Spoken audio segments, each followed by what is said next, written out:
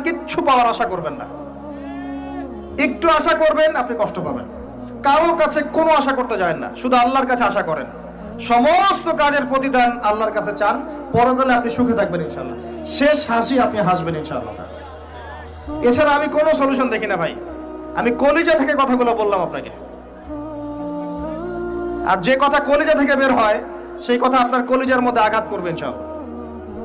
সব কাজ শুধু আল্লাহর জন্য করেন, কেউ আপনার আপন না। আল্লাহ ছাড়া কেউ আপনার আপন নয়।